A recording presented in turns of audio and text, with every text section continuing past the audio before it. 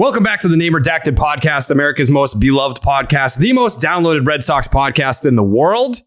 Tyler is very sick, and you can tell that he's very sick because he's not here. He does not miss a podcast unless it's like a borderline apocalyptic scenario.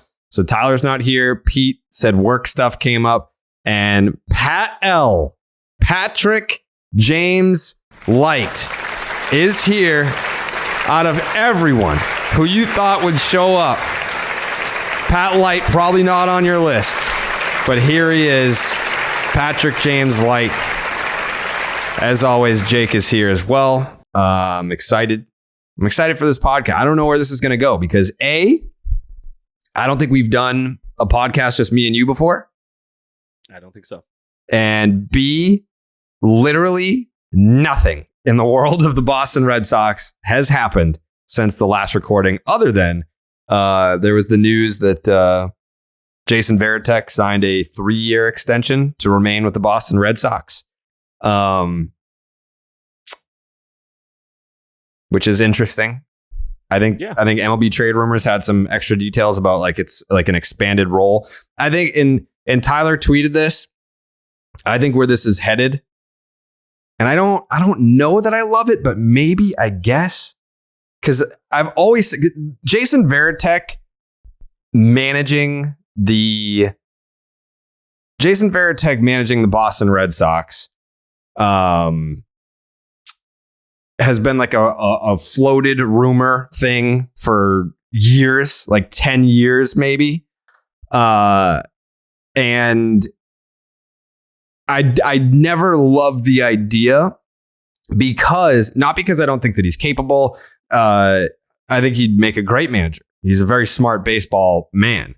But even a guy like Alex Cora, who is for the most part beloved by this fan base, he is a guy that is one of the smartest baseball minds ever. He still gets like hate from Red Sox fans. Like if there's like a move that he made or didn't make, like he'll get some hater if the Red Sox, like this past season, finished in last place. People are like, oh, Cora this, Cora that. I just don't want that for Jason Varitek. Like Jason Varitek, if you haven't noticed, the Boston Red Sox have not issued the number 33 since Veritek retired. Is it officially a retired jersey number? No, but no one has worn that number since he retired. You're talking about a Red Sox legend. And the old saying, managers in Major League Baseball are hired to be fired. So I think in his role right now, if you're not totally familiar with what he does, I'm not even totally familiar with everything that he does, but I do know that essentially the Red Sox employed Jason Varitek to do everything that he did as a player besides play baseball. So when he was prepping pitchers and whoever else on scouting reports, he does that still to this day to prepare the starting catcher, the starting pitcher, the hitters, whoever wants to see the notes, he's got them and he keeps them. He has this giant bookcase full of binders that have all of his notes on every pitcher that he's ever seen, basically since he came to Boston. And what was it, like, I don't know, 97, whatever it was. So he does that for this organization. And I think that having that information is invaluable.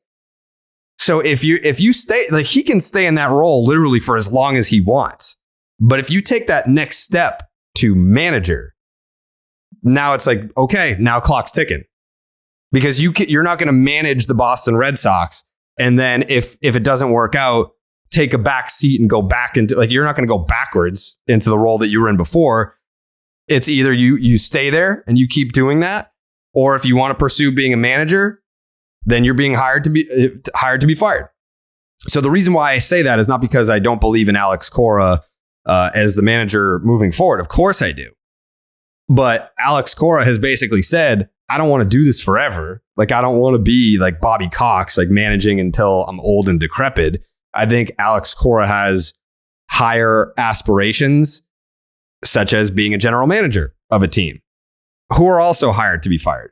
But I think Alex Cora, in addition to being a guy that can unite a clubhouse. He's a great in-game manager. He pays attention to every little detail throughout the course of a baseball game. He's picking up things that other people are just not seeing. That has tremendous value. But I think he also has great value in identifying talent. Like I think that he's someone that could build a championship roster. Again, times are changing in the game where it's not just, all right, we have a manager and we have a general manager, and the general manager builds the team. Now there's fucking general managers, assistant general managers, chief baseball officers, president of baseball operations. Like there's a lot. It's not just the Red Sox that I've said have too many cooks in the kitchen. There are teams that have all kinds of baseball executives who have power, who have decision-making abilities. So yeah, I think with a guy like Alex Cora, yes, he's the manager of the Boston Red Sox, but if you think that his input just floats into the wind and then it doesn't go anywhere, you're wrong. So I think Tyler's tweet was interesting in that, you could see a world where Jason Varitek becomes the manager someday, and that's when Alex Cora takes on a front office role. I don't know how I feel about that yet, but it's not because I don't believe in their abilities to execute the tasks, to excel at the job, at the position. It's more so like I just really, really want to protect Jason Varitek's legacy in Boston. Like I just feel like you take one of the most popular, one of the most beloved players in franchise history, and you put him in a role like manager, you're going to get heat. It doesn't matter. Like Alex Cora won a World Series. He was the manager of the winningest team in Red Sox franchise history. And this man still will take arrows on social media over the course of a baseball season. He just will. I don't want that for Jason Varitek. Again, this is a very premature conversation to even be having right now. Because Jason Varitek just signed a 3-year extension to be in the role that he's in right now. But some feel like this might be a placeholder where, like the salary that he commands to do the job that he does is comparable to a salary that a big league manager would get. Like that's how much they value him. That's how much they want to keep him here. So if he's like, I want to manage a baseball team somewhere in the big leagues, I can do that. Someone would hire me tomorrow. You're right. But we want you here. So in order to stay competitive, in order to keep him in-house, you pay him like a manager, but you also have Alex Cora, who's the manager.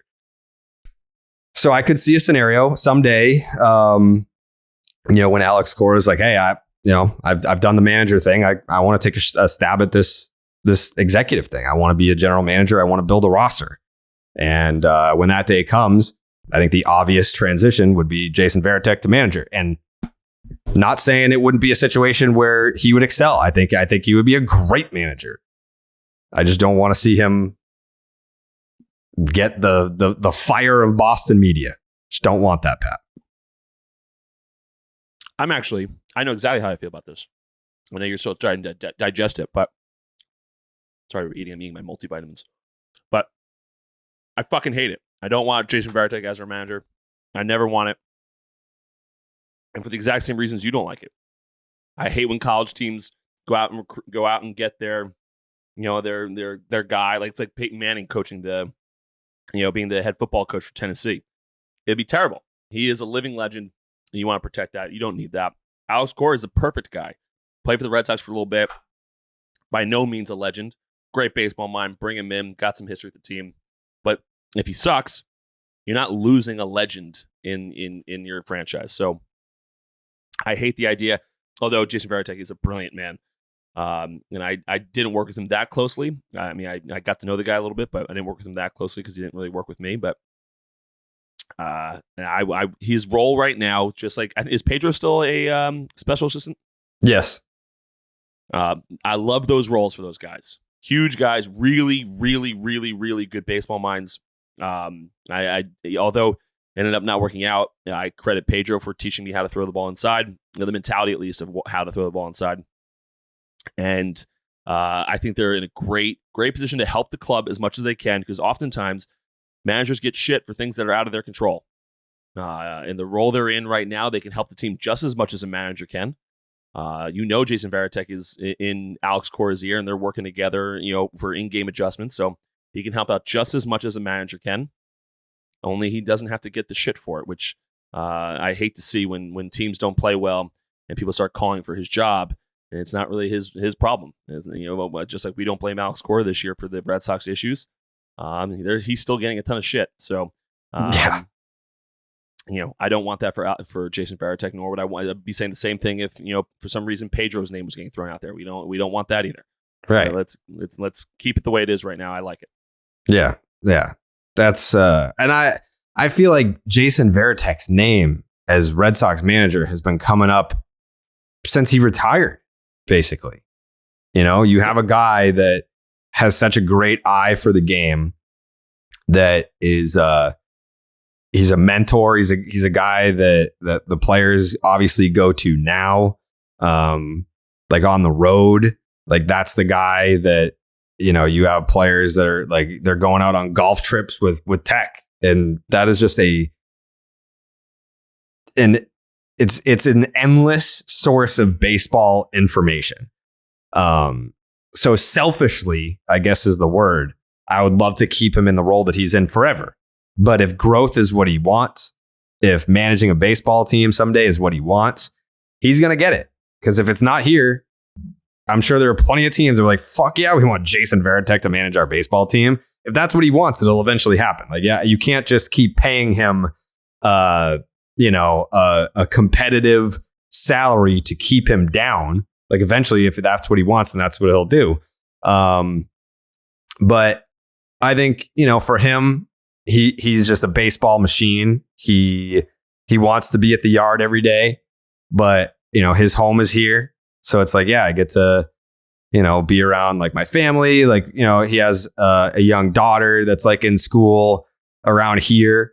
So it's like, yeah, if I start managing the Detroit Tigers, now we got to uproot our whole life and go to Detroit. And it's like, well, her whole life has been here. So who knows? Like maybe once she goes off to college in however many years that is, like 8 years, then it's like, all right, now she's an adult human being. Now I can kind of like do this other thing. So I don't think that it's like an impending thing or an imminent thing.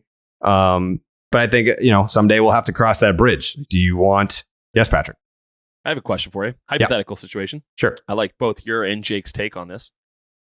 Is there a number that would get Jason Varitek to coach to be the manager of the New York Yankees? Ooh. No, I don't think Catherine would allow that. $1 billion. He's not doing it. So, I mean, $1 billion probably. So there but is like a realistic number that a Major League Baseball team would pay, probably not. Because you have to remember there was the incident last year where like a Yankee fan like threw a beer at his dog. Like I'm sure like his history with A-Rod, the battles, like Jason Varitek played baseball during a time where the rivalry was real. Now it's just all hype and like, they'll play the commercials, the Red Sox, Yankees, rivalry, blood, sweat, tear. Like the players don't actually give a fuck about that stuff. But Jason Varitek played during a time where they very much gave a fuck about that stuff. Maybe not to the point where he would turn down a job, but then you have to consider like he is very much like a big time family man. He's not going to forget that, like the fan, like especially like look at Aaron Boone.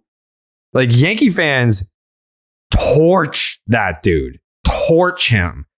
Imagine being Jason Varitek, the manager of the Yankees, and like the season isn't going well. The shit that they would say about him and his family, like they are subhuman in New York City. So I don't think that he would do it, and I certainly don't think that Catherine would sign off on that for sure. If I asked her right now, like, hey, Catherine, what do you think the chances are that Jason would manage? She would be like, fuck no. Fuck those motherfuckers. Yeah. Jake? Yeah, I mean, Aaron Boone hit one of the biggest home runs in Yankees history, and they fucking hate him down there. So I can't imagine how much they would hate Veritek. Right. Like Veritek was at the forefront of the most embarrassing moment in their franchise's history. They already hate him because he didn't take his mask off during the A-Rod. They already hate him. Like that is built-in hatred for this man. So, I mean, the Yankees won 99 games this year. and they won the division in a year where everyone was picking the Blue Jays, and the Rays were coming off a 100-win season as defending AL East champions. Aaron Boone was the manager of this team, and they fucking hate the guy. You couldn't pay me enough to be the manager of the Yankees. Like it's just not about money, because like like once you make a certain amount of money, it doesn't register in your brain anyway. So you're just like, all right, cool. Like I'm good. Like I'm comfortable financially, but then you still, as a human being, react to everything else that a human being would react to. So like money does not shield you from that type of behavior that your own fucking fan base is just showering upon you on a daily basis. I think I saw like something on TikTok recently. They said, I don't remember exact number. Let's say it was 300,000 for single people, not with families. So we're taking that out of the equation. But it's like if you make like $250,000 a year, the difference between $250,000 a year and like 3 million, 4 million, 5 million, your quality of life really doesn't go up all that much. Like, yeah, you can probably take private jets instead of just flying first class, but like there isn't that much big of a difference. You're comfortable. Yeah. So like when you're talking about salaries of big league managers, I mean, what's Alex getting paid? I don't know if that's public. Oh, okay. So let's say let's say he's getting paid $5 million a year, right? If the Yankees came in and offered Veritek, who's making a few million a year, let's say, 10 million, his quality of life isn't getting that much better. Like he already lives a great fucking life. So you're right. Money doesn't necessarily shield you unless you're, of course, trying to do something outrageous like buy a team. Then you do need that kind of money. But I would agree with you. Once you get to a certain number, like why even keep doing it? Like you don't need the money anymore. Yeah, I just looked it up. Alex Cora's deal, it was a 2-year deal with options for 23 and 24. But it doesn't say any dollar amount. Makes sense. Yeah. But I want to say in the past, like when Terry Francona got an extension, maybe that dollar figure was made public. It's not, it's rare, I think, for like a manager, but it's around there, like between like what, 2 and 5 million. I'm sure you didn't, because I don't think you're a college football guy, but did you see Nick Saban's fucking deal? No. Nick Saban, let's say he gets paid like $10 million a year. He also has a clause in his contract that if anyone overtakes him as the highest paid college football coach, he gets to renegotiate his deal to go above them. Really? Yeah. Well, I mean, he deserves it. Like a dude like Nick Saban, like you look around the entire college football landscape and it's just littered with head coaches who were once under Nick Saban. Yeah, it is. I think that's, I mean, like if you're Nick Saban, you're kind of rooting for other people to get big deals. Yeah. That's awesome. Yeah. Good for him. And you know what else? Good for the DraftKings Sportsbook. Because right now, it's time for October baseball, and I'm betting on the action with DraftKings Sportsbook, an official sports betting partner of the World Series. Right now, DraftKings Sportsbook has a championship-worthy offer that you cannot miss. New customers can bet just $5 on any World Series game and get $200 in free bets if your team wins. If you want to boost your winnings, check out DraftKings Same Game Parlays. Combine multiple bets from the same game for an even bigger payout. The more legs that you add, the more money you can win. Download the DraftKings Sportsbook app right now. Use the promo code Jared, Jared, and bet $5 to win $200 in free bets if your team wins. Only at the DraftKings Sportsbook with promo code Jared. Minimum age and eligibility restrictions apply. See the show notes for details. MLB trademarks used with permission. Yeah, so I don't think we talked about this on the last pod. I can't remember if it happened in between or if I just forgot about it. I think it happened before the last one when the Yankees got eliminated. It had to have been. But did you see? I haven't seen it since. And I was with Jake, I think, at the time. I think we were in the hotel when the Astros were using the Red Sox celebration, like the snap thing. Did you see that? I did not see that. Yeah, so obviously I haven't made a big stink about it, but Red Sox fans have clearly noticed that the Philadelphia Phillies are using Dancing on My Own as their song. And people were like, that can't be a coincidence. We go on to find out that Kyle Schwarber was behind it. But it was like, it wasn't like a, hey guys, here's going to be our rally song. Ready, go. He literally just played it in the clubhouse and everyone was like, the song's fucking great. And then it's the same thing that happened with Plawecki. Like Plawecki used it as his walk-up song. The team was like making fun of him for it. Like, what the hell is this song? And then it became their rally song. This year, Kyle Schwarber just played it in the clubhouse. It's not his walk-up song. He uses like 3 different walk-up songs, but this is not one of them. He played the song. The Phillies clubhouse loved it and they adopted it. And now they play it at Citizens Bank after every single home win, and the whole, stadium is singing all the words. And they like more people. It's crazy to me that more people associate that song with the Phillies than the Red Sox. And like Callum Scott. So we all know the story. I think it was before Game 5 of the ALCS last year, Red Sox Astros. And the Red Sox had flown in Callum Scott to play Dancing on My Own before one of the games. And then the Red Sox were like, no. Like, we haven't won anything yet. And like, that's our victory song. And the Red Sox were more or less like, no, our victory song is Dirty Water. It's always been Dirty Water. That's what the victory, like, that's your like team theme song. Like, there's no, like, you're not like playing a song about like getting cucked at the club is not like Go Boston. That's just not, it's like, it's not a victory song. It's a theme song, which is good to have. Like, I think every team that like I can remember for like the Red Sox that were great, they had a theme. This was the theme. So they shut it down. And now I believe I just saw a picture of Callum Scott. He's at the World Series. I think he's going to perform Dancing on My Own, which good for him. Like, the Red Sox flew this dude out to perform the song. And then the Red Sox shut it down. So he didn't perform the song.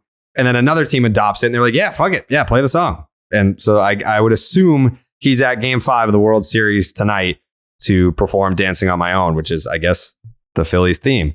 But I did see during the ALCS, I think it was like Maldonado got a base hit and then he was on first base and then he looked towards the Astros dugout and he did like the snap the fucking thing celebration, which was even like Dancing on My Own. Like the Phillies taking Dancing on My Own doesn't sit right with me, but the Astros using a reach base celebration in the same year that the Red Sox did it. I would love, and obviously Christian Vasquez is in that clubhouse. I don't know if Christian Vasquez was like, hey guys, like we were doing this in Boston, like we should do this. I highly doubt, because Vasquez, very popular in that Red Sox clubhouse. I don't think that he would be like, yeah, let's take something from the Red Sox and bring it here. Especially let's take something from the last place Red Sox and introduce it to the, number 1 seed Houston Astros. I didn't see anyone on Twitter even comment about it. I have no idea what happened there, but for whatever reason, and in the Phillies, it's a little bit different, but kind of the same thing. The Phillies like take a Polaroid picture every game that they win, and then they post the pictures on the wall in the manager's office. Alex Cora did that in 2018. So I don't know what's going on here. I'm not trying to make enemies in Philly, but I'm just noticing a lot of people ripping off the Red Sox and using their things. Like, next thing you know, like the Yankees are going to use the fucking home run cart next year. I don't know. I don't know what's going on here, but I don't love it. How would you feel, Pat? I mean, I don't particularly like the Dancing on My Own thing. I remember that. I thought it was fucking awesome. I love that song. By the way, a little fun fact about that song. I'm pretty sure it's an original that he sang on Britain's Got Talent, like years and years ago. Then ended up becoming somebody, and now it's this whole thing. So it's got to be pretty cool for him that this is taking off the way it has. But it doesn't sit right with me. I was not surprised Schwarber took it to Philly. I mean, you see the videos on TikTok of Xfinity Live outside Philly or inside Philly, but I mean, the place is going. The people are just like dancing on the bar. Like, the place is going bananas with this song. And they have really taken it for a ride here. But I listen, the Red Sox are arguably one of the most, or not arguably, they are one of the most successful franchises over the last decade. So the fact that people are ripping us off, I'm not entirely surprised. It seems as though a lot of guys have come to Boston, done well, and gone elsewhere, and people are watching what the Boston Red Sox do. So I'm not entirely surprised by it, but I think people need their own shit. Like I felt that we were talking about this year in the beginning with the cart, the home run cart. I was like, okay, yeah, it was great, but like you kind of need your own thing in order to kind of really have things take off. You can't just keep doing the same shit over and over again. But it's surprising to me. It seems like no one knows it came from the Red Sox, Dancing on My Own, which is surprising to me. Like I feel as though, that was a pretty big deal in Boston. Yes, and it Boston. seems like yeah, but like Boston is like a national brand. The fact that like if this was happening in Tampa, okay, yeah, no one really fucking cares. But like it happened in Boston, everyone's watching the Red Sox. The Red Sox are on national television all the time. Like they were doing it in the playoffs, so like it's surprising to me no one remember. Like I told like one of my good friends is a Philly fan, and he was like, "Dude, this Dancing on My Own shit is sick. I wonder how that came up." I was like, "Do you not fucking remember the Reds? This is the Red Sox fucking song." Yeah, and I was like, "It just it happens that Kyle Schwarber's on the team now and they're using it." Like how do you guys not know this? And like Philly, especially Philly fans, and now it's theirs. It never happened in Boston. It's so completely ours now. But I also feel powerless about it because the Red Sox didn't get the job done. That's the difference maker. If the Red Sox win the World Series last year, I think I feel more strong. Like, I haven't even really tweeted about it. I haven't been like, hey, what the fuck? Like, it's the Red Sox didn't win the World Series with that song. So I almost feel like if the Phillies do go all the way here and win the World Series, that's their song. Like I have to relinquish it under those circumstances. I don't like it. I don't want to, but I mean, the Red Sox lost in the ALCS. They didn't even get to the World Series. The Phillies are in the World Series. They're trying to take down the same team that ended the Red Sox Dancing on My Own run. They're trying to do that right now. And it's almost playing out the same way, which is a little weird if you think about it. The Red Sox kicked the Astros' ass in Game 3 to go up 2-1. And everyone was like, let's fucking go. Like, fuck, we're doing it. We're going to the World Series. Like, they just beat their ass. And then the Astros won and tied the series. And then they won again. And then they won again. So it was like, because I remember doing the baseball hour with Tony Maz when the Red Sox went up 2-1. And I was at Game 4. And he's like, you don't think this series is over, do you? And I was like, no, like this is the Astros.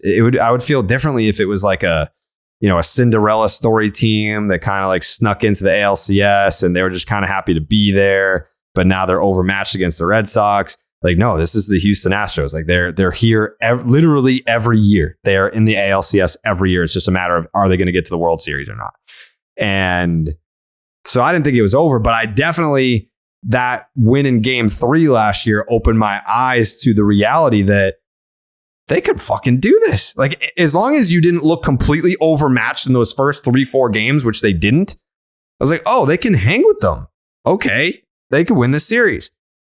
Didn't work out. And we're kind of to a point, at least so far, they're following the script. This World Series is following the script of last year's ALCS. So, yes, the Phillies got further with the song, but they're also facing the end of the level boss that the Red Sox ultimately lost to. Same team. So we'll see how it goes. Phillies need to win tonight. Phillies need to win tonight. They're wearing the powder blues, which I think sends a nice little statement. Nice little statement piece, powder blues. So we'll see if the Phillies can pull it out. But yeah, I just I don't know. I feel like people kept asking, like, how do you feel about the whole Dancing on My Own thing? Like, I feel like it's comparable to getting a tattoo. It's just it's a different kind of pain. It's an irritating pain. It's not excruciating. I can't take this anymore.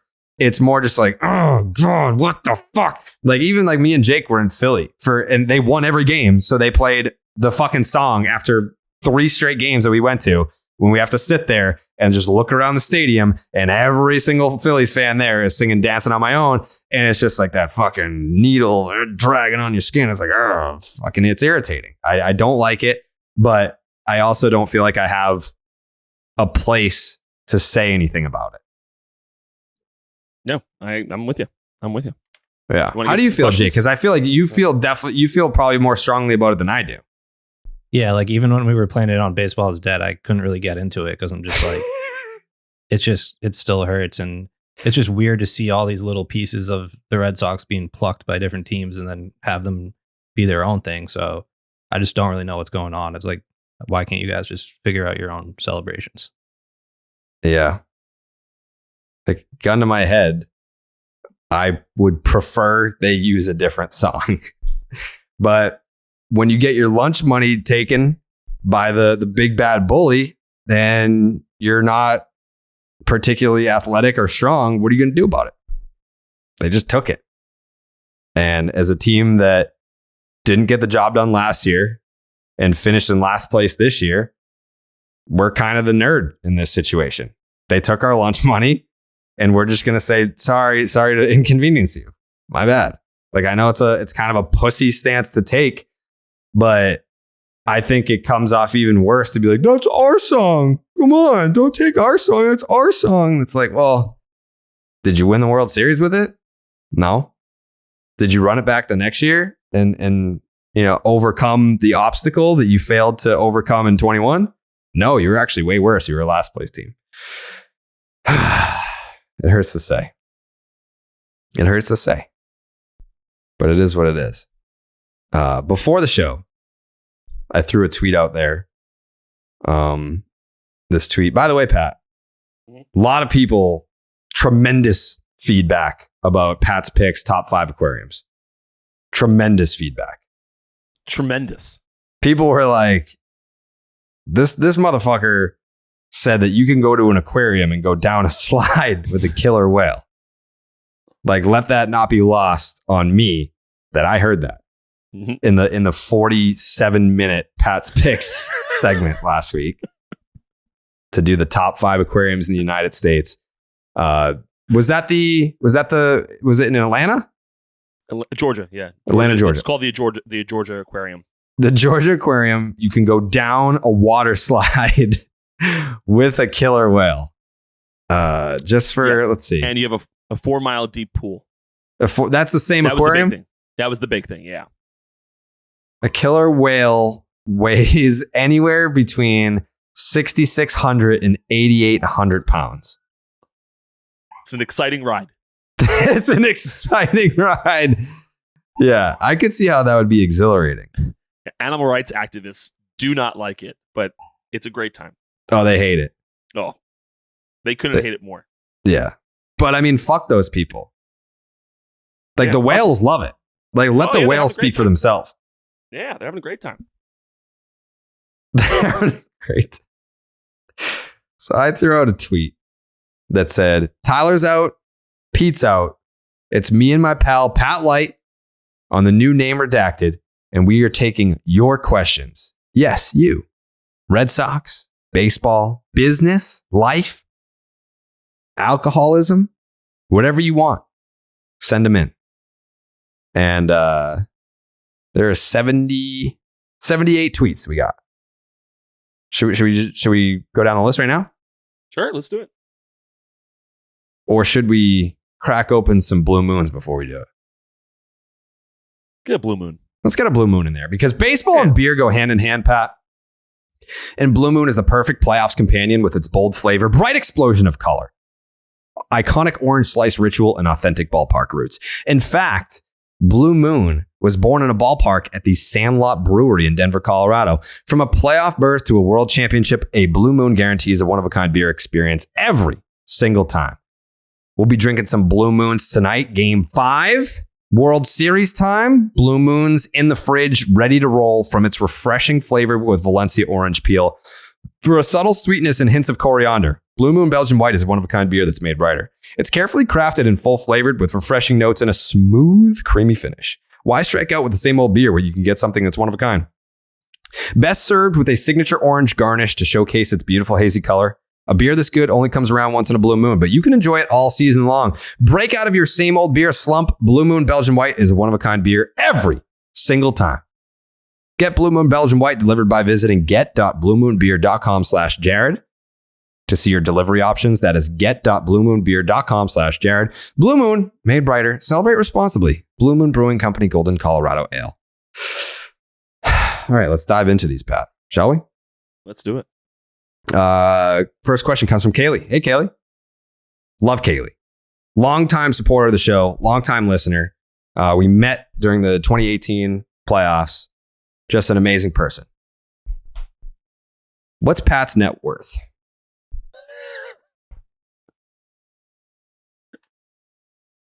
What is it? I have stood firm that I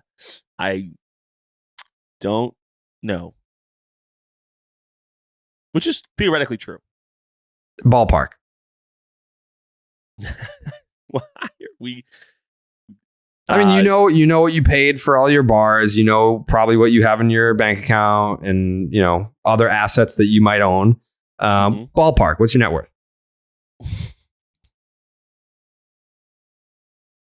It's a good amount. All right, just ballpark it. What would you say? I think good amount's a good ballpark. Like 10 million? More than 10 million? It depends. So more than 10 million. I mean, listen. We're in the conversation. 20 million? Less than 20 million. I think it's probably less than 20 million. Yes. 15 million. I think we're in the 10 to 15 range. 10 to 15 million dollar range. Pat Light's net worth. I think so. It's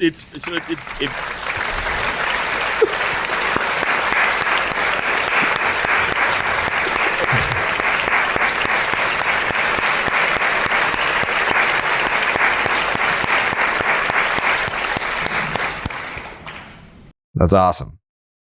Good for you. Thank you. This is more of a suggestion than a question. Pat's never going to be truly successful restaurateur. Is that a word? Restaurateur until he changes the name of the restaurant group to Pat's Picks. Okay. I mean, I like the light group myself. I like the light group. However, Pat's Picks, theoretically, because I'm the one going out and purchasing these bars, they are my picks for what I want to own. So it makes sense. It could work. It could work. It's not. I'm not going to do it, but it could work. This is from PJ.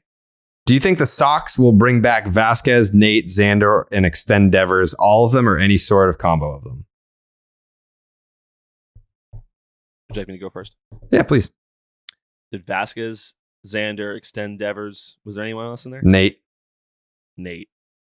I don't know enough about. You would have a better understanding if we're going to bring back Nate. Xander's going to come back, in my opinion. Which, by the way, Tyler tweeted out today that Alex Spire said that he's going to hit free agency, which I called. I think Xander comes back. Devers. If I had a gun to my head right now, I would say they extend Devers in the offseason. Mm-hmm. And what was the other one? It was Nate, Xander, Devers, Vasquez. And Vasquez. Nah, I don't think they bring back Vasquez. I don't think so either. Just because of how high they are on Wong and McGuire. That just seems like they're just moving in a different direction, unfortunately, for Vasquez. Mm-hmm. Yeah, I think Xander comes back, and I think that the chance if they bring back Xander early, like if they get Xander done like before Christmas, then I think the likelihood of a Devers extension happens sometime after that, but before opening day. Nate, I'm not so sure about. I think he could be tempted to go back home to Texas. Whether that means the Rangers, the Astros, I don't know. Maybe the Rangers. And then Vasquez, I don't know. I don't know where he ends up, but I think that they just they told you what they want to do. Pat and Jared, which current Sox player would you choose to broadcast a game with? Current Sox player. Current Sox. We just bring up the roster, so I have everyone in my head. Yeah, I was going to say, I don't know that there are too many like vibrant personality. Like Verdugo, maybe? Verdugo could be fun. I think Verdugo during the broadcast could be really fun. Because he'll just say whatever. Oh, you know what? I bet you they don't fucking have a roster right now. Gotta do the end of the year. I'm going on MLB app. I'll get the end of the year one. I'm trying to think who I know on this team that would be who I'd want to talk to for that long. That you'd want to talk to? I'm like, go around the diamond. I mean, like, Bobby Dahlbeck, too laid back. JD Martinez could be fun. Not on the team anymore. Oh, JD's also like, JD is good for analysis. Like, you'd think he'd be great at breaking it down, but like in terms of like a broadcast, like over an entire broadcast, I don't know that he's bringing the noise.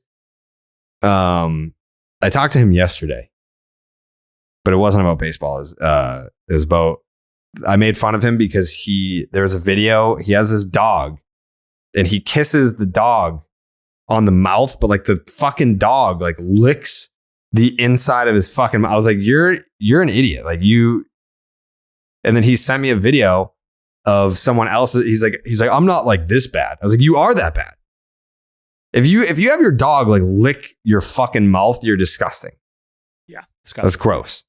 Gross. He's gross. You know who, by the way, you know who's got a big personality that I think would be good, but he wouldn't do it because I know, at least back in my day, he didn't feel comfortable enough with English to be able to do it. Who? Although he speaks pretty good. Devers, he's got a big personality. Yeah, he could be a lot of fun on there. He would just make noises. Yeah, like someone would hit a home run, and he'd be like, "Wahoo!" That would be fun. Yeah, that would be fun. Yeah, I think it would be great with Devers. Jared, can you tell the ravioli date story? Also, first time you ever saw real titties. Yeah. So the ravioli date story, this was 2011. I was dating a girl in Rhode Island, and it was like, I don't know. I don't think it was our first date. It might have been one of our first dates. We went out to dinner somewhere, like an Italian restaurant, and I love raviolis. I was very hungry, and I ordered raviolis. They came, and I said, like, I bet I can like eat this whole fucking plate of raviolis in like whatever, like 90 seconds or something like that. And I did, and she didn't really talk to me after that, like for a while. Like it ended up still happening, but like there was a long pause in the romance after that date. But that was 2011. And the first time that I saw titties was at the Patriots Super Bowl parade in, what was that? 2001. It was the first one. And it was, there was a girl in a Teddy Bruschi jersey, and she flashed the stage, and some dude had like, you know, those like inflatable like thunder sticks. Some dude just like started like poking her with the fucking thunder stick. It was chaos. Like the Super Bowl parades back in the day were basically Woodstock. People were pissing in bottles and just fucking chucking them into the crowd and stuff. That's why they do the rolling rallies, is because the original Patriots Super Bowl parades, it was Woodstock in the middle of the city of Boston. And they were like, we can't, if we're going to keep winning championships every 6 months, we can't keep doing this. Like we're going to get a bad reputation if this is how it's going to go every time. So they stopped doing like the rally in the plaza. So they don't do that anymore. But it's the first time I saw a titty. Pat, this is from Mike. Pat, when is it enough? When is what enough? When is it enough, dude? You know what he's talking about. It's never enough. It's never enough? Never. Interesting. I thought you'd say that. Mm-hmm. I know Pat's a big wrestling guy too. So what are you and Pat's favorite things in wrestling right now? I'm a huge wrestling guy. Yeah, you love wrestling. AEW is coming to Boston next Wednesday. You should come. Oh, wow. I'll be there. I should come. Wow. You know what we never did? We never did the haunted house. Yeah, we should. You know what? We should have done the haunted house. That was an oversight. feel like Jake threw a text out there being like, hey, am I doing this? Are we booking this or what? And no one said anything. I actually remember that text now. Yes. Yeah, Jake tried. Sorry, Jake. I feel like a lot of people in that group text were trying to protect their peace. Listen, I definitely would have came up solo. You would have? I don't think I would have brought a girl. No, there are no girls in my life right now that need to be going to that. Do you think the Red Sox would have hit more home runs if Fenway had a retractable roof? Yeah. Yeah. Sure. Yeah. It gets fucking cold in there and it's hard to hit homers. What is Pat's shoe size? 13. 14 for me. If you could only watch one movie, this is from Trey. If you could only watch one movie for the rest of your life, what would it be? And when are we getting a Pat Light versus Jared at bat? I'm not a good hitter. I never was, and I never will be. Like, I'm a good hitter for like wiffle ball, but in baseball, no, not a good hitter. Yeah, and I can't throw strikes. Yeah, like it's like what? Like, when are we getting a Jared public execution? Is what you just asked me. One movie for the rest of your life, Pat. What is it? God, it's gonna annoy me because they're actually. I'll say this movie, which I don't think is that popular, but I loved it. A movie called 7 Pounds. Have you heard of it? No. Are you fucking kidding me, dude? You're going to pull like a random obscure movie out of your ass and not go like some sort of like alt. First off, mate, the lead role is Will Smith, so it's not obscure. It's just not one of his. Jake, have you ever heard of this movie? Nope. Yeah, that movie is very obscure. It's for whatever reason. I don't even know. It never got popular, but it is fantastic. Okay, what's it about? I don't want to give it away too much. If you haven't watched it, I really do suggest you do. Okay. The only thing is that, as my brother explained to me the first time, it is very confusing the first time you watch it. You don't really know what's going on until right. This movie sounds terrible. So I'm not. What I'm about to explain, you guys are going to make it worse. But theoretically, this gentleman, I don't want to dive into it just in case people want to watch it, but it's a great movie.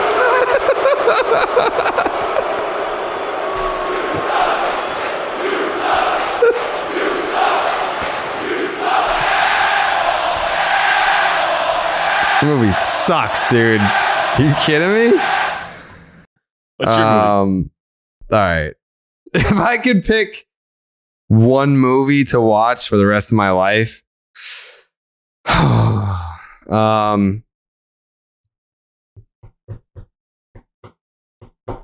one of the Halloween movies, I guess. Like I feel like I've watched the shit out of The Dark Knight, Titanic. Dark Knight's good. Yeah. Yeah, watch 7 Pounds. Huh? Yeah, watch 7 Pounds. Great movie to watch with a girl. Never watching that. Great movie. Terrible movie. From Jacob. If you could bring back one player, 04, 07, and 13, that wasn't a big name guy during that run, who would they be? In parentheses, they would play like the year they are from. If you could bring back one player, I don't understand. Like he says, if you could bring back one player, 04, 07, and 13, that wasn't a big name, does he mean from one from each of those years? Let's just do that. All right, 04. One big name guy that wasn't a big name guy. Not a big name guy from 04. I would bring back Pokey Reese from 04. 07. Ooh, not a big... I feel like that team was just like a lot of big names. Hideki Okajima from 07. Even though he was an all-star that year, I wouldn't consider him a big name. 13. Not a big name guy from 13. They're going to play like they did. and 13. I feel like any roster that won a World Series, they're all big names to us. So that's a tough question. They're gonna play like they did. I would bring back Will Middlebrooks just for Will Middlebrooks because he got a raw fucking deal with like injuries, and I feel like I would bring him back so that he could play again because I know that that's what he would want. Patrick, you don't remember those? No, it's gonna be tough for me. How about 16's team? 16. Who'd you bring back? Yeah, who would you bring back? I would bring back Pat Light. Even though he's a big name now. He's a big name. I don't even know that you would qualify. Huge name. Like if you were to look at realistically all the players in the 2016 Boston Red Sox, who has the most TikTok followers from that roster? Probably Pat Light. I might be the only person on the 2016 Boston Red Sox that have a TikTok account. This is from Jason Lopez. Yo, Pat Light. Yo. What was your experience in Puerto Rico like? How is the culture and being managed by Cora? Love the content. Appreciate that. Puerto Rico was awesome. I loved it. It was a little nerve-wracking at first because I didn't really know what to expect. But I show up in Puerto Rico and I just get picked up by some guy in a minivan I've never met in my life. Doesn't speak any English. And he just drives me to some apartment. So it was a little weird, but once I got kind of acclimated, it was a lot of fun. I had a great time. Alex is a great manager. He was a lot of fun to play with. And it also, or play for, he wasn't playing with. But I got to meet I got fined once for playing cards while I was supposed to be warming up to go in the game. That didn't go over too well. And I got in my only ever benches clearing brawl. Yeah. Yeah. Oh yeah, I saw your TikTok about that. Yeah, only one I've ever been involved in. They hit Johnny Monell Jr., who was on the Mets at the time, and I was warming up to come in. Funny enough, you guys want to hear something kind of fucking weird as far as psychological? I had really bad control. Like no way. You guys know. Shut the fuck up. I couldn't throw strikes, and They got me in. They brought me in, and I'm supposed to hit someone. I don't know who I was going to hit yet, but I was supposed to hit someone. I did not miss a fucking spot, and I was throwing like 98. Like for whatever reason, it locked me in, and like it was almost like you ever like because like right now you're like you don't want to hit people. I throw 100 miles an hour, I might fucking kill somebody. All that stuff. Then you roll reverse.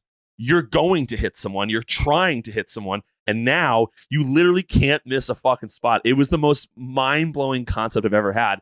And then, funny enough, I try to hit the guy and I miss him. No fucking way. Yeah, I threw one. I theoretically didn't really miss him, but instead of him like turning and taking it, he did one of these. So it went behind him instead of wearing it, and then he charged the mound with his bat, which I got called a pussy.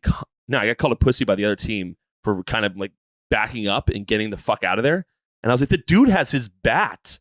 Like, this is not fair. And funny enough, also, on top of that, it was the day the Red Sox, Ben Crockett called me to put me on the 40-man roster for the Red Sox. So I was like, that's going to be great. I'm like, because the news happened, so everyone's tweeting about it. And then it would be funny to add.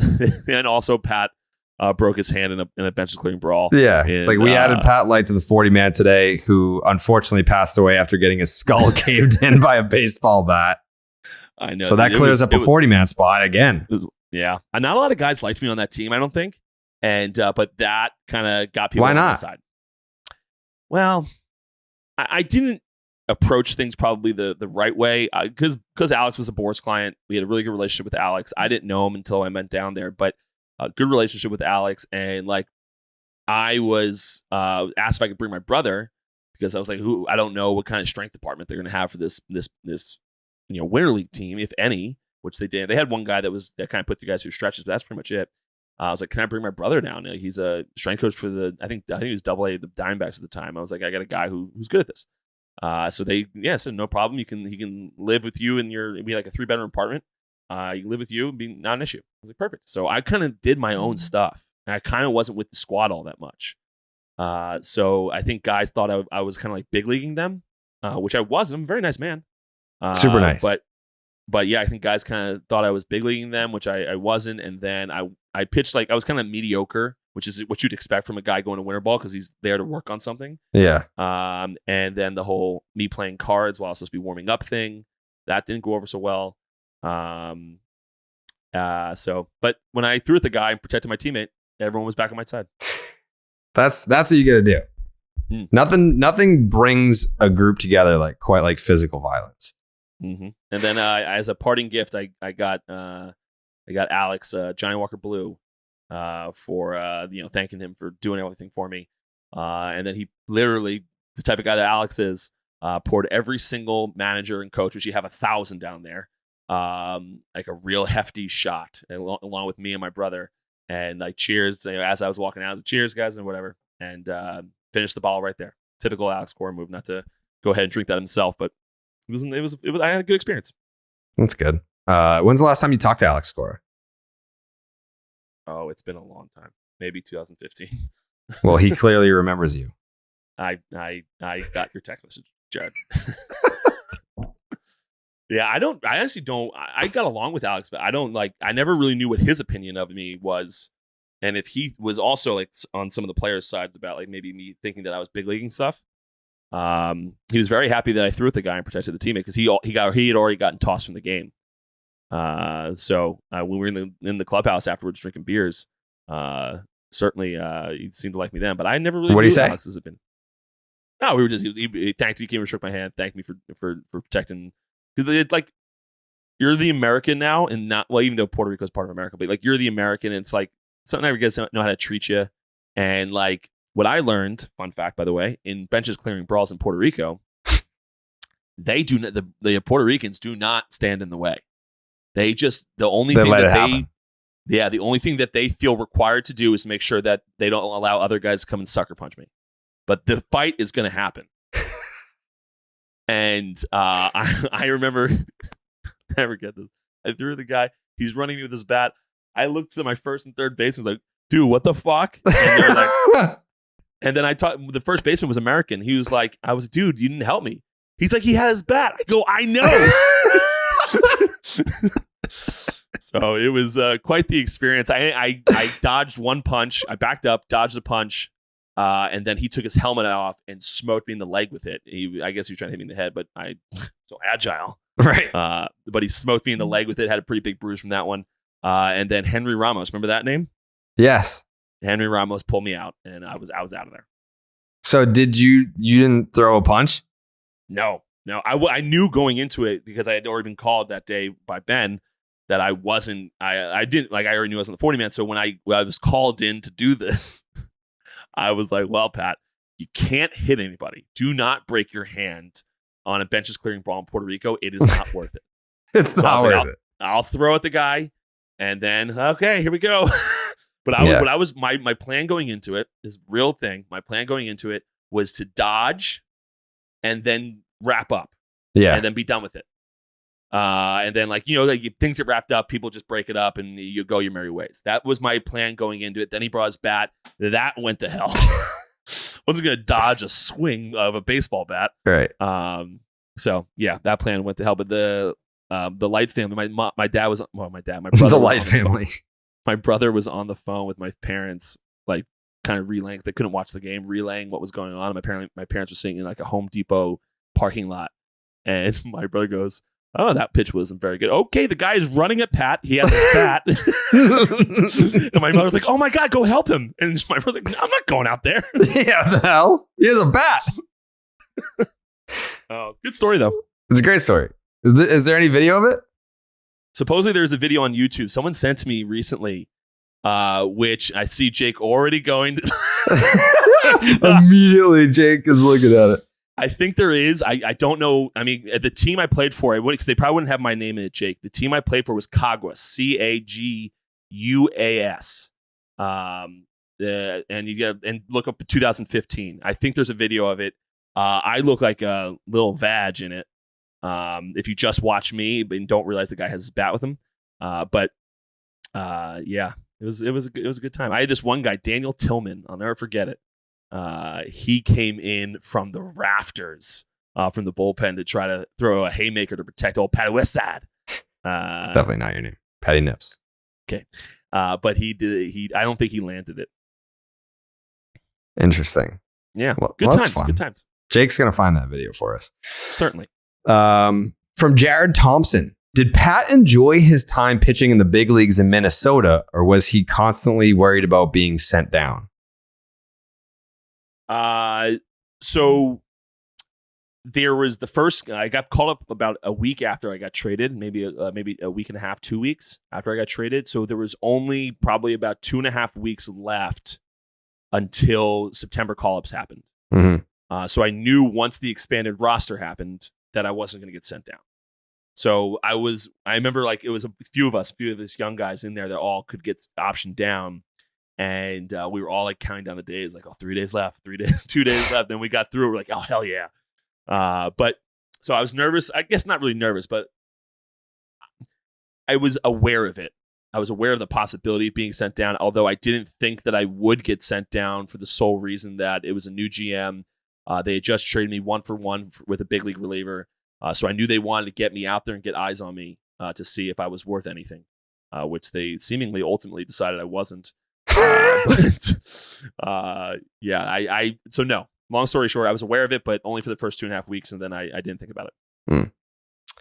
Jared, what is the advantage of living in the Fenway Park neighborhood? I would imagine April through October is great, but what about the winter months? So I moved here in March, so I don't know. I don't know what the winter months are going to be like around here.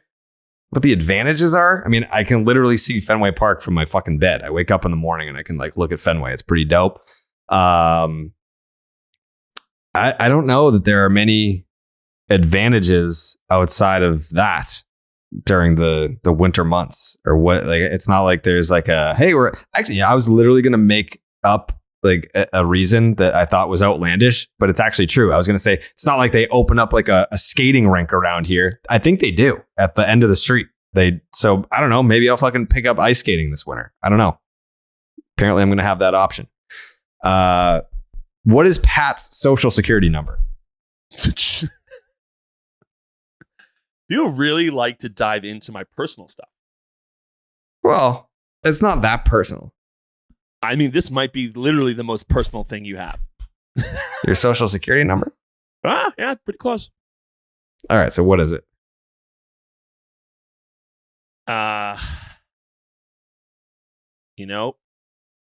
It's 648.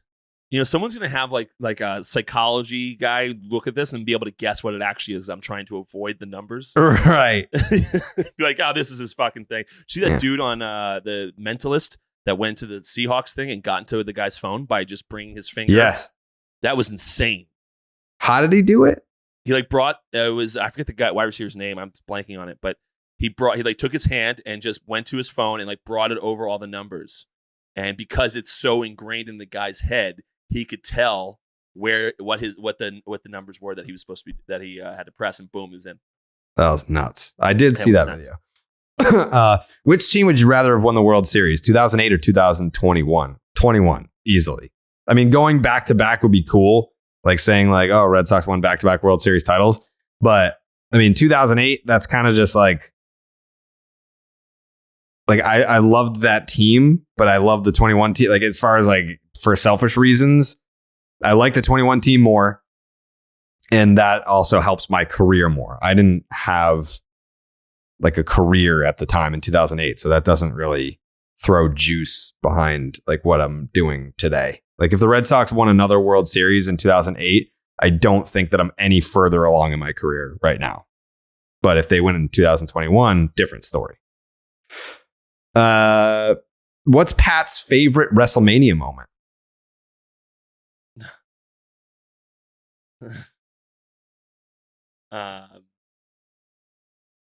I think, actually, funny enough, I think me and you have the same one. Right. So, yeah. Remember that moment? Explain it for the fans. For the fans. Yeah. Explain that thing that we were talking about pre-show and how much we loved that moment. You explain it way better, though. Like, you have a way with words where you can like paint pictures with your words. I do paint pictures. I'm a fucking artist with my that was about to go a really different way. But You just about to say you're an artist with your mouth? I was gonna say tongue. Okay. But no, you explain it so much better though. With What year was it? Oh man, I'm dating myself here. I remember. What year? What was Goldberg's 5th year in the biz? So he would have come back in 2002, but I think he was gone by 2004. Yeah, and then right, he came right. back. That's my bad. His last match was with Brock Lesnar at WrestleMania 20 at Madison Square Garden. That's your favorite? Yeah. I mean, everyone hated that match. No, everyone I didn't like it. I hated that one. It was Goldberg and what was that guy's name in 2004? You Brock remember that? Lesnar. No, it was 2003 then, I think it might have been. Was it Rey Mysterio Jr.? Yeah. Yeah. Yeah. That's who it was. Who it was. Yeah. Okay. What a moment. What a moment. What a moment. People were on their feet. Yeah. Do you see a problem with Pat having more $100,000 bar tabs than Red Sox games attended this season?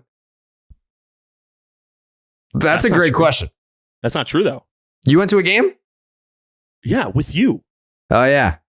I think I went to 2 that weekend, didn't I, Jake? Yeah, that was the one I sat behind you. Yeah, I was in the suite with you once, and then we went down and sat behind for the Yankees. And theoretically, just so everyone's aware, I have never had $100,000 bar tab. It was $93,000. With tip though. It was with tip, yeah. Yeah. Which, wow, what a tip. I get a lot of heat on TikTok for being pro tip. Like people don't like that. People think I'm just abusing my workers. But I put my money where my mouth is. Yeah. Did y'all ever have the haunted house group date? Or did Pat bail? Pat bailed, unfortunately. We were going to do it. And then Pat was like, you know what? Fuck that idea. And then we kind of pulled the plug on it. Next year, though. Jake, write that down. Next year, haunted house group date. Will, a lot of questions from Will here. What was it like to negotiate your first MLB contract? I would imagine that you didn't negotiate very much, right? You took slot. Did you take slot or above? I took below slot. So he's a terrible negotiator. When did you shift your focus from your playing career to owning businesses and podcasting? When I was, I think I always was bored in the off season, so I always wanted to do stuff. So I eventually actually took all my money and away from a wealth manager and started managing it myself. But I mean, I guess that's probably when it started, like maybe when I was 23 years old or so. But it really started kicking up a notch, I'd say around 26 when the wheels started falling off the old baseball career. And I kind of saw the writing on the wall. So I think that I'd say right around 26, which I would have been, how old was I in the big leagues? It was 25. So at the end of 16, 17. And then at what age did you become confident you'd become a professional baseball player? Professional or big leaguer? Professional. My senior year in high school, 17. Interesting. Garrett says, would you ever return to Barstool if given the opportunity, or is that bridge completely burned? That bridge is definitely not burned at all. Like I still have a great relationship with all of those people, including Dave and Erica. But I'm happy here. Like I was just having this conversation today about like the first year at DraftKings is in the books. And this is the most energized that I've felt at the end of a season ever. Like this is the least amount of burnout that I've felt at the end of a season ever.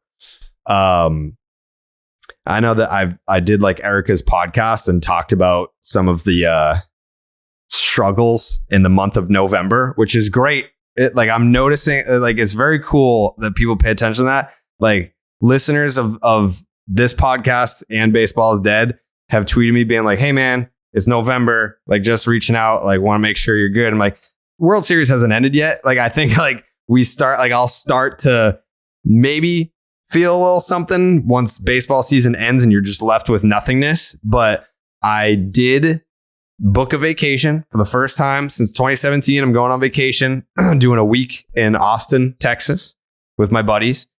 And then I'm going to Denver. And then when I come back from Denver, I think on the 22nd. And then the 23rd is Townie night before Thanksgiving. Then that Thursday is Thanksgiving. Then that Friday, the Undertaker is doing, Pat, you'll be there too, right? The Undertaker's event. Undertaker's doing an event in Boston. Then that Saturday, WWE is doing a show at the Garden. Then that Sunday is my 15-year high school reunion. So like I'm pretty much booked through November. Like usually November is my big time struggle month, but I'll have plenty to keep me busy. And yeah, I mean, as far as like a return goes, like I am very happy here. Like I didn't know how I would feel at the end of year one. Like would I feel like accomplished? Would I feel like burnt out because they didn't give us the IP, which I didn't expect. So we essentially had to spend year one at DraftKings rebuilding everything from the ground up. And I didn't know how taxing that would be. Kind of like, you got to do this on your own. You got to build this thing the fuck up and no excuses. But I found that challenge to be refreshing. And I think like Dallas was great this year. Like, there were definitely times where Dallas and I would butt heads over the course of a season. Dallas has been fucking awesome this year, which I think, when he's feeling positive, I'm feeling positive.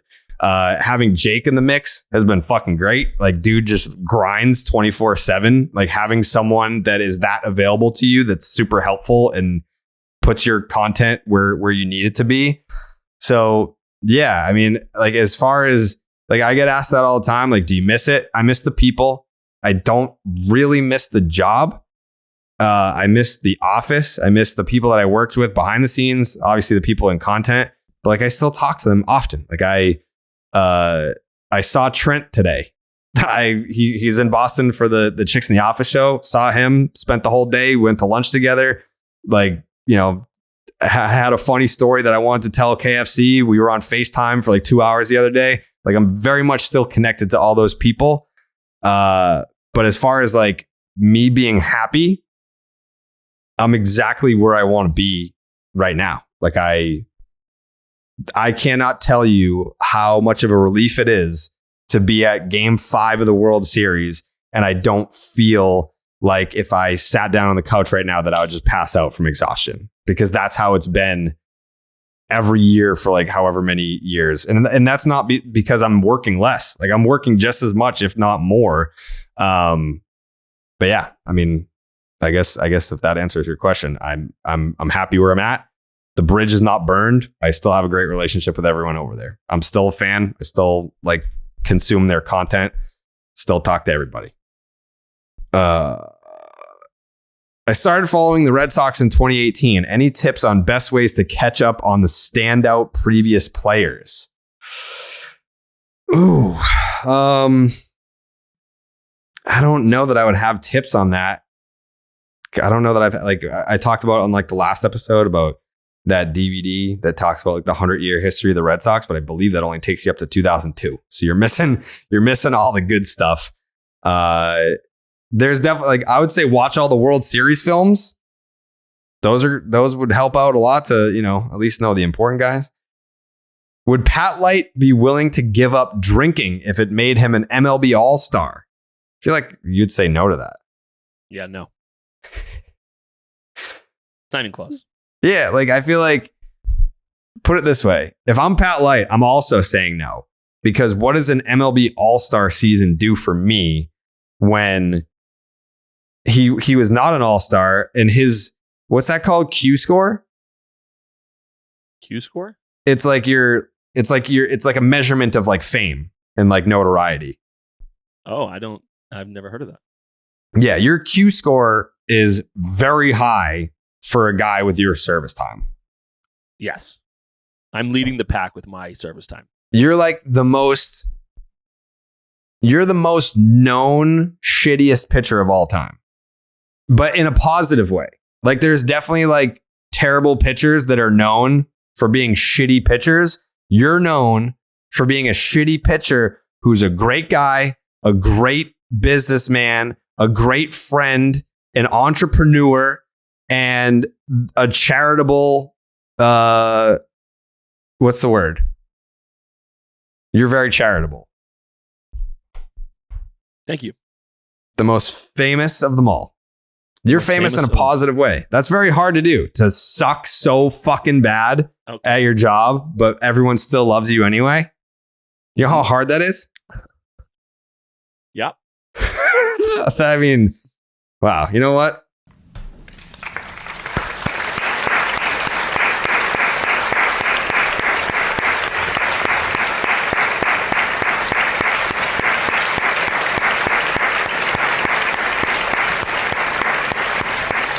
That's impressive stuff, man. That's impressive stuff. How much does Pat make a year? Oh, Jesus. In 1 year. After taxes. Just gross. Good amount. North of 5. North of 5. No, I just told you my net worth is 10 to 15. If I was north of 5, my net worth would be much higher than that. North of 1.25.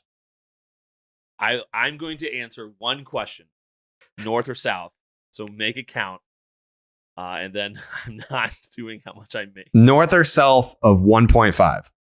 North or south of 1.5? Yeah. North.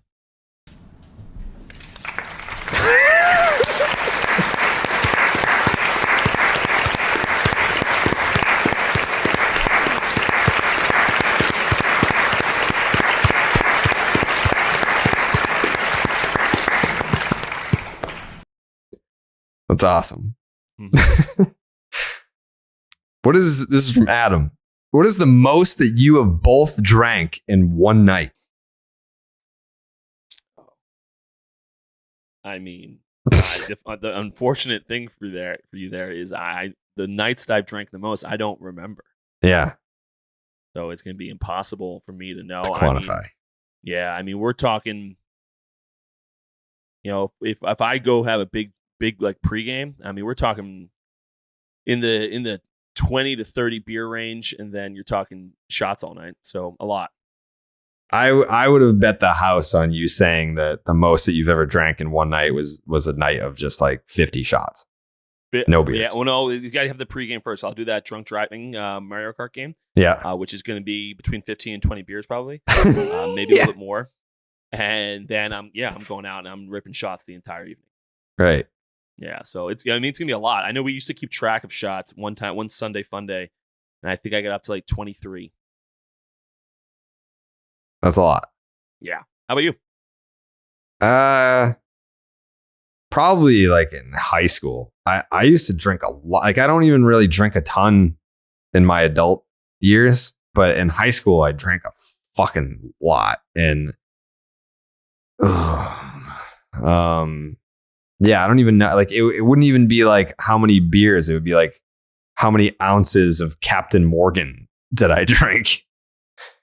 Yeah, I was a brown liquor guy in high. I don't know why. Like I wouldn't like choose straight brown liquor. Like I'll drink a dark and stormy, but that's rum with ginger beer together.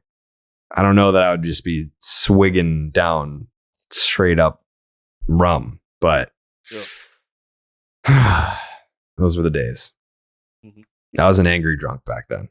Like we would do like parties in the woods, and like every weekend we'd go out there. I would get like one of those bottles of Captain Morgan's that are like yay big. This is only good for the YouTube viewers, and drink the whole thing, get denied, fire the glass bottle off a rock and walk home.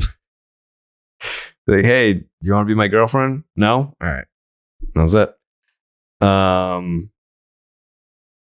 In all seriousness, this is from Alex. Has Pat Light ever been offered an off-field or behind-the-scenes position in either the major or minor leagues? No. This is from Mike. Can Pat tweet out his banking account and routing number? I'm trying to test something out. No. What bank do you use? I use a ton. Because you have so much money. No, a lot of businesses use different banks. Like when I inherit them, I usually just keep the bank accounts as they are, and so oftentimes they have been at different banks. Right. What do you consider to be the start of your friendship?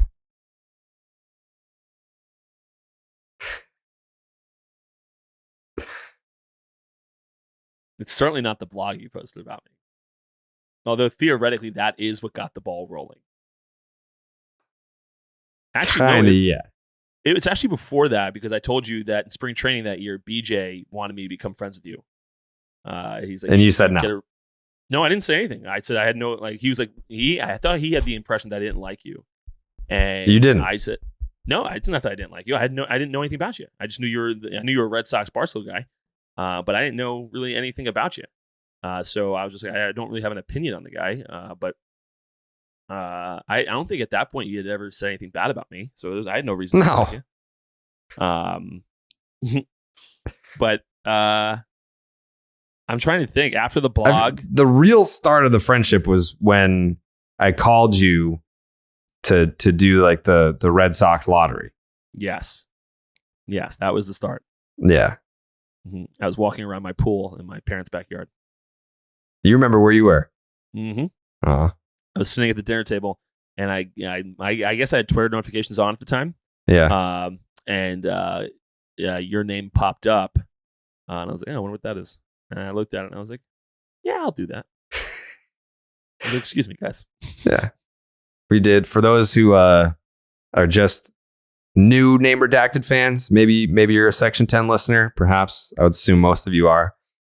We did a Red Sox lottery where we had that like rolly cage with all the wooden balls in it with all the numbers on it, and we had a key for I think it was going up to like 75, maybe just 75 balls in there, and every number represented a different random Red Sox player.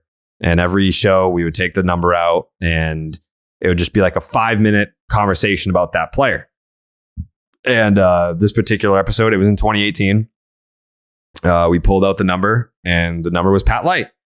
And we had done the segment, I don't know, a dozen times by that point.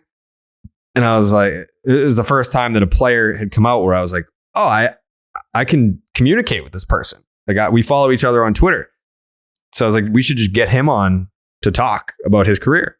And so then I messaged Pat and I was like, hey, we're doing this segment. Would you want to come on? He was like, yeah, sure. Got his number, called him, put him through. He was on the show. And it was the first time that the Red Sox lottery segment was done with the player who was chosen. And that was Patrick James Light. I'd have to go back and find what episode number. People are going to be like, what episode was that? I don't know the number. We should find it. But that was the true start of our friendship.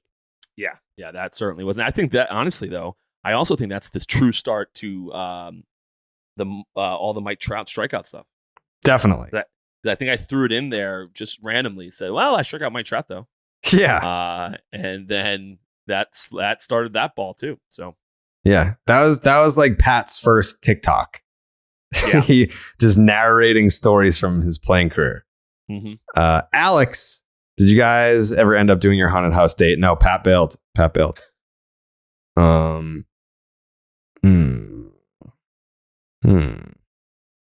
Name a team you would like to switch cities or a city to switch teams. Example, the Anaheim Astros.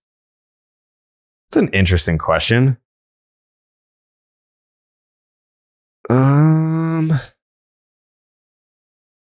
A team to switch cities or a city to switch teams.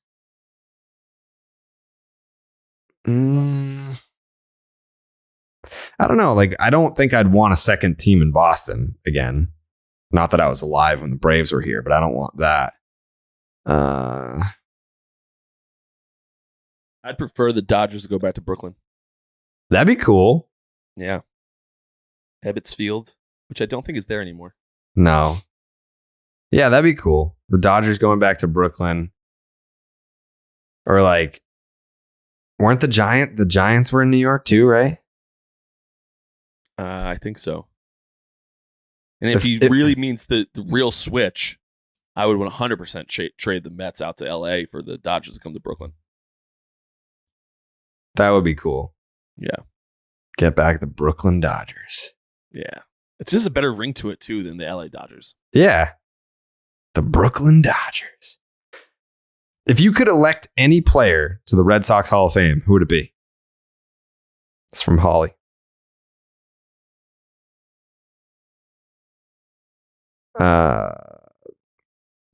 Mark Bellhorn.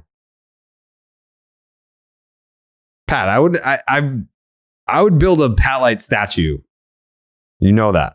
So you would elect me to the Hall of Fame? Yes, but I believe that Mark Bellhorn deserves to go in maybe before you.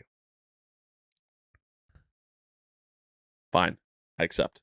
Yeah, Mark Bellhorn 1000% deserves to be in the Red Sox Hall of Fame. I don't know the Red Sox Hall of Fame well enough to be like, this is an egregious omission. I'm just pretty sure Bellhorn's not in it.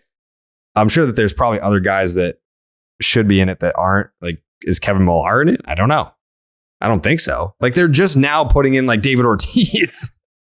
Like, David and Pedro and Manny just went in like last year. So I don't think we've gotten to Kevin Millar yet. Let's see, Red Sox Hall of Fame.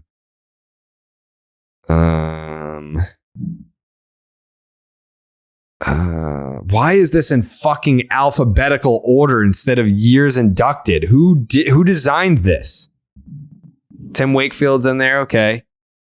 Ted Williams, obviously. Kevin Youkilis. Kevin Youkilis is in the Red Sox Hall of Fame. Mo Vaughn, Jason Varitek.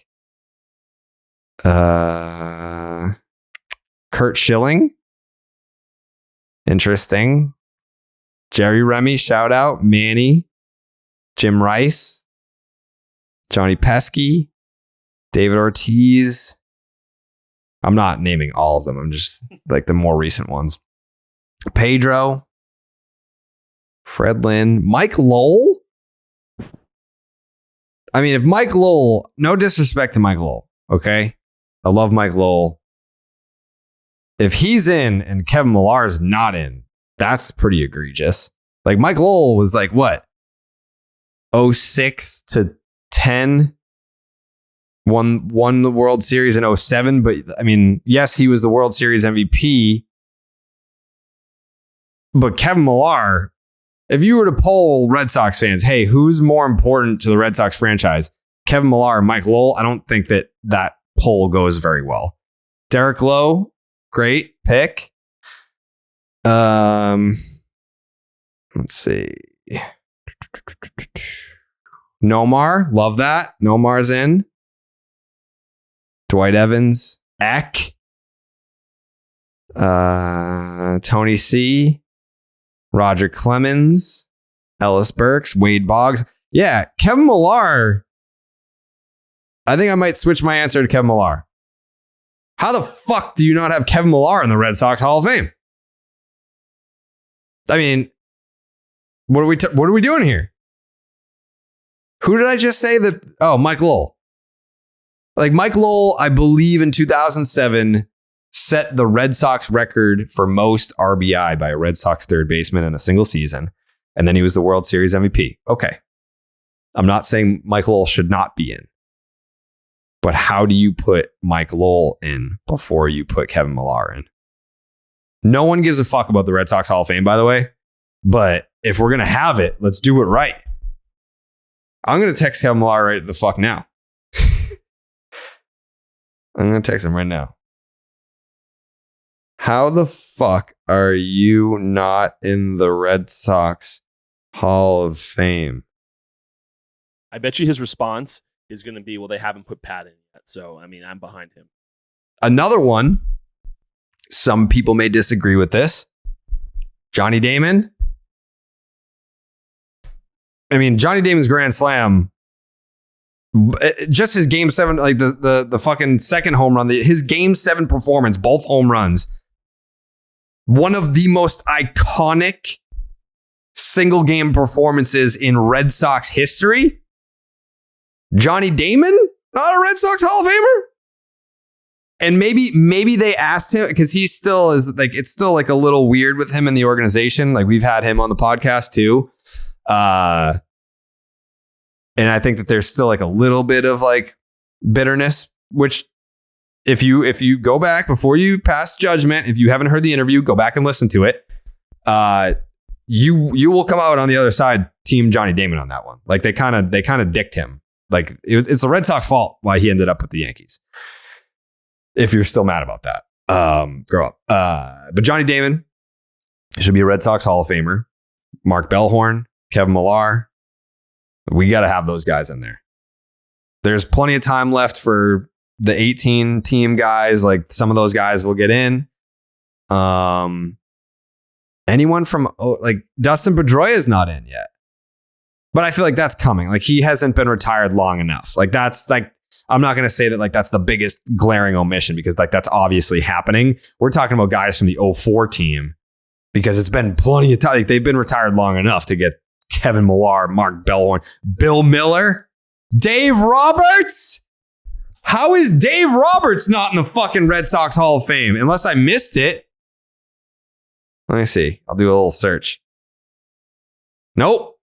Dave Roberts is not a Red Sox Hall of Famer. I don't give a fuck if he was a bench player that didn't do. He is a Red Sox Hall of Famer just for the stolen base. That's it. One play. You're a Red Sox Hall of Famer. This isn't like the, baseball Hall of Fame where you're like, oh, his career wins above replacement and this and that. No. Dave Roberts, Red Sox Hall of Famer. Bill Miller, Red Sox Hall of Famer. Mark Bellhorn, Red Sox Hall of Famer. Kevin Millar, Red Sox Hall of Famer. Who else from that fucking... Trot Nixon isn't in the fucking Hall of Fame? Oh my God. Trot Nixon is not in the Red Sox Hall of Fame. Put him in. What are we doing? Trot Nixon? Not my Hall of Fame. This is not my Hall of Fame. If you put... This is going to sound like Mike Lowell slander, and it's not. But how did you put Mike Lowell in the Hall of Fame before Trot Nixon? What? Insane. Insane. Insane.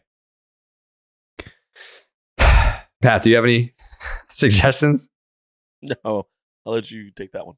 Jake? I was going to say Roberts, but I mean, if the threshold is Mike Lowell, then a lot of guys should be in. Yeah.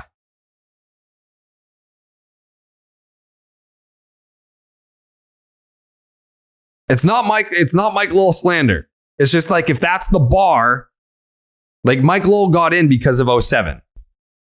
Like I get that, like they're Jim Rice, Ted Williams, like all those guys. Carl Yastrzemski, like they're David Ortiz. There are lifelong Red Sox greats in the Red Sox Hall of Fame. That's because of their careers.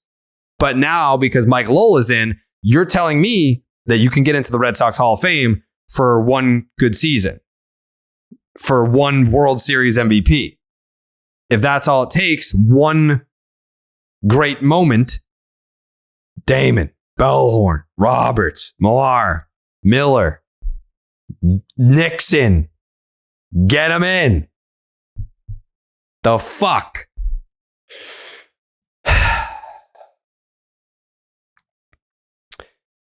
Let's see. Is it possible that you're not telling us the strip club story after saying you would if the Red Sox won in 18 is becoming a curse? I don't remember saying that I would tell the story if the Red Sox won in 18.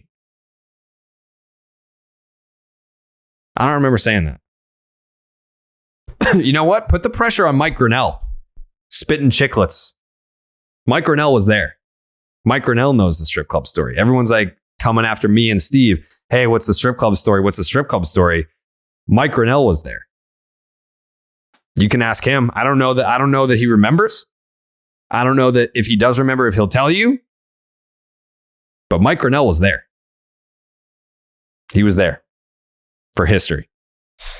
Genuine question.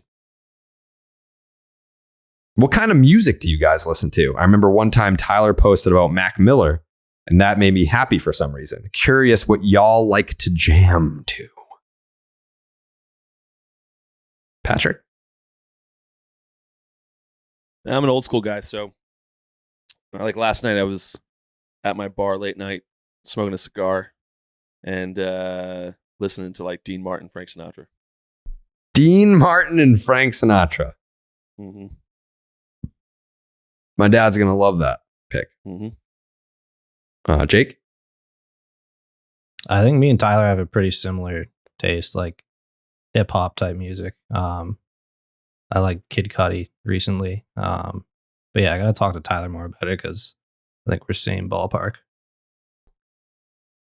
I listen to a lot of classic rock and a lot of like, I don't know if you would call it metal, but like 90s, 2000s. Like, let's see, there's Slipknot, Korn, Rage Against the Machine. Yeah. A lot of that. A lot of like the bands that you would have seen at Woodstock 99 is what I listen to. Plus like classic rock. Beatles, Zeppelin, Pink Floyd. Stuff like that. I saw Clapton. We all know that story. R.I.P. Kevin Plawecki. What will you do if the Red Sox sign Carlos Correa? I need, if the Red Sox sign, the only way that I'm good with that, it depends on the order of events. Like if the Red Sox announce in a week that they've signed Carlos Correa and Xander Bogaerts is still a free agent, I would kill myself. But if Xander Bogaerts signs for like $275 million and you're like, whoa, okay. Like, congratulations. We're happy for you that you got the bag. But like, obviously, like that, you know, that's a huge overpay. And then you kind of pivot to other options and it's an easier pill to swallow. I mean, Carlos Correa is a good player. I'd much rather have Xander Bogaerts. But I think it depends on the order of events and what happens. You don't have anything against Carlos Correa, do you, Pat? No, Boris client. Yeah, Boris guy. Nate wants to know how much money is in Pat's bank account. This is the third money question. I think it's more than that. Okay. I'm not going to say that. How much money is in your bank account right now? I have multiple. So it's not just one. Your primary. My primary bank, like the one I write checks from. Mm-hmm. Not very well. Actually, no, there's a lot of money in there right now. Usually, though, I keep it at like $2,000. I don't. There's the money in there does nothing for you, so I don't usually keep much money in there. Interesting. Yeah. I'm looking forward to hearing some more interviews with current and former players this winter. Jared, who is it? The one non-legend Sox player you want to interview most?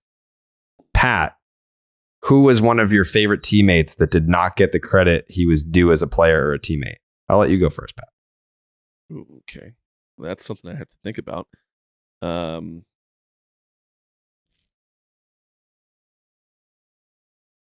You know, I think he could be classified as a big name because of what he did, and he didn't end up winning a Cy Young. But Rick Porcello. Oh, I really liked Rick. He was a good clubhouse guy. A little intimidating at first, but good clubhouse guy. Wanted to help. Really cared about the team winning.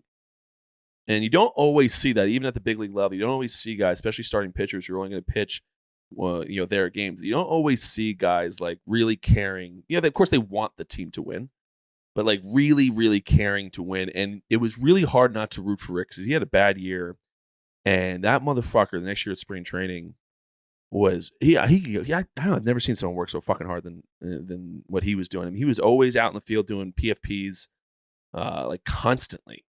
Like doing drills to get better at pitching, like that dude. And I think it ended up being the year he won the Cy Young. But that dude ended up. You could really root for that guy. And I don't think he got enough credit for what he did inside the clubhouse. So, and I think he was a really good player too. Yeah, he had some tough years, but still won a fucking Cy Young. It's a great pick.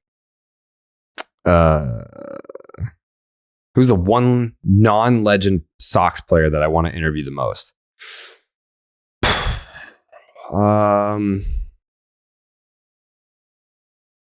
Clay Buchholz.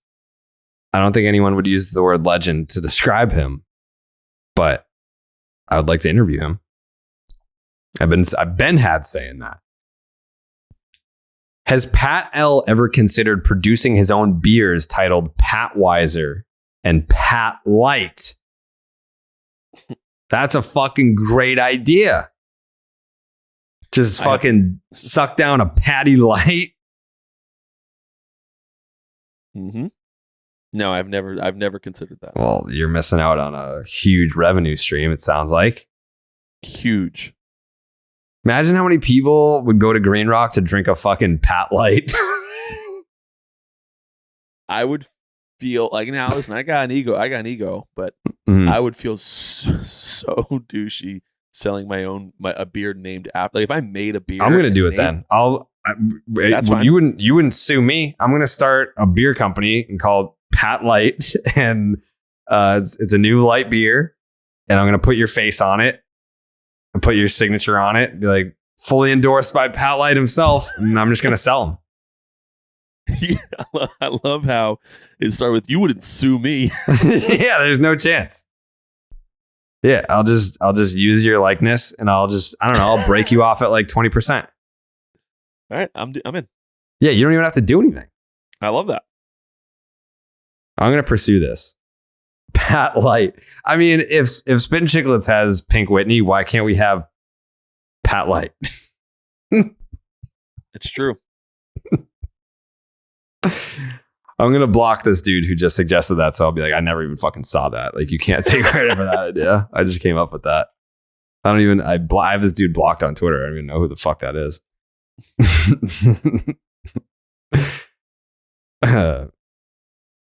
Let's see. What hair products do you use? Actually, funny enough, this is actually something I don't think a lot of people know about me, but it's like an old baseball trick.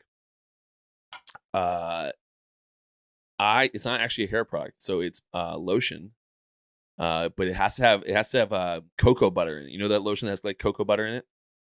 If you use that, I don't have very heavy hair, and I don't like it, need to slick it back. So like if you use that, when it looks good, and then when it dries, like it keeps the hold, and you put your hand through it, and as if nothing's in it, which I love. I wish my hair did that. Like I wish my hair. It's too much for you. Yeah, like I wish my hair would hold with like nothing in it. Like I have so much shit in it. I have 4 different products in my hair every day. It's a lot.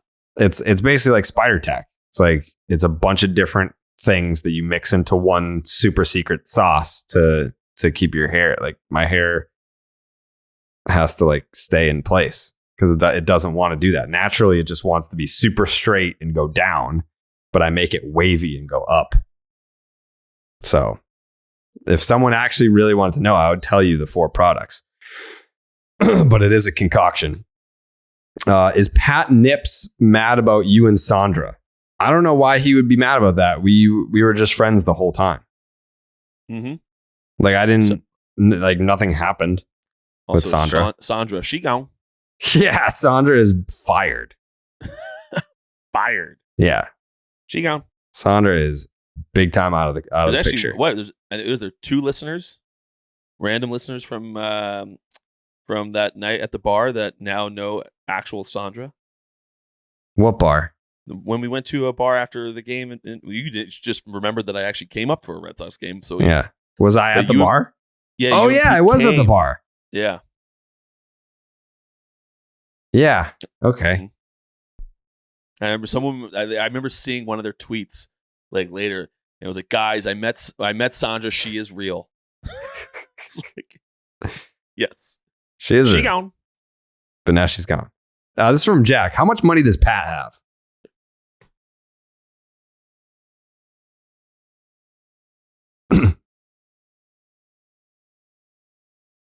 What's the next question? We're almost at the end here. Nice. I mean, I feel like a lot of these questions are. Can we get Pat's picks on the 7 most outstanding seafaring passage vessels of the last 200 years? There's definitely not like an article about that either. No, definitely not. So is that a pass from you?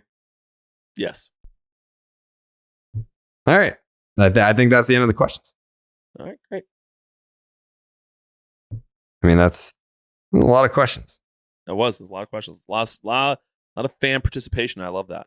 A lot of great questions. Like these are not just like, do you think they're going to bring back Xander? Blah, blah, blah, blah. Like these were very well thought out, intricate, interesting, thought-provoking questions. A lot of them. We have great listeners of this podcast. They're usually very funny too. Like the people that listen, this is a high IQ audience. Like it may not be the biggest podcast audience in the world, but the Name Redacted listeners are very in tune. They're very smart, high functioning people, which is great. Because when you make jokes, you want them to land, and you kind of have to be smart to get most of the jokes. Mm-hmm. One last one. Does Pat enjoy being an alcoholic? I wouldn't classify myself as an alcoholic. I know you wouldn't. Yeah. So I'll keep that for you guys, but I do enjoy a nice cocktail. Has Pat ever considered AA? We should all host an intervention for him. I have never considered AA. Mm-hmm. I was talking about this the other day because I hate that the graphic says the Jared Carrabis podcast. I hate that the social handle is Carrabis pod. I hate it.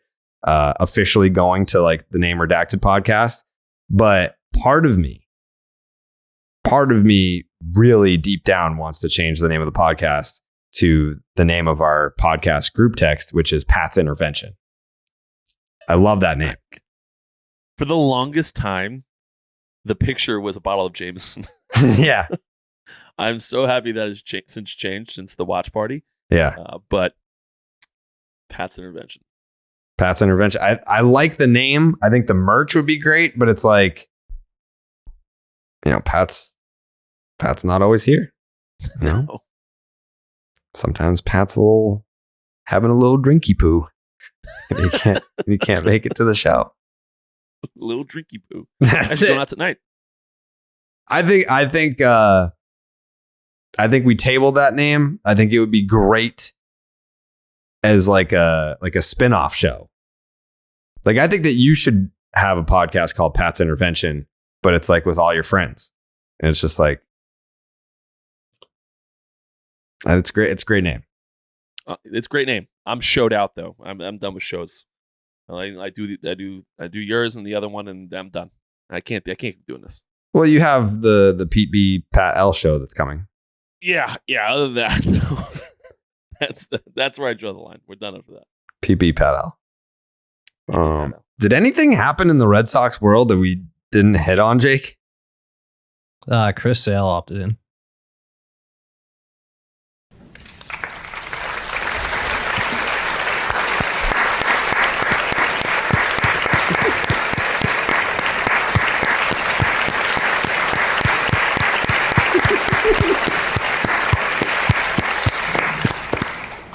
That's huge. I was concerned that maybe he was going to opt out and leave. What was it? 2 years, $55 million on the table?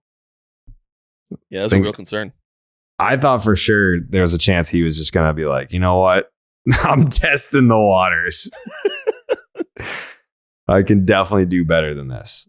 So thank God he opted in. And nothing against Chris Sale. I love Chris Sale. It's just, I mean, my God, it's been 4 years since he was dependable starting pitcher. Yeah. I hope we see a lot of Chris Sale next year. I would love to see the Chris Sale redemption tour. I believe in him. It's been a long time. It's been a long time. But Chris Sale opts in for 2 years and $55 million to remain with the Boston Red Sox.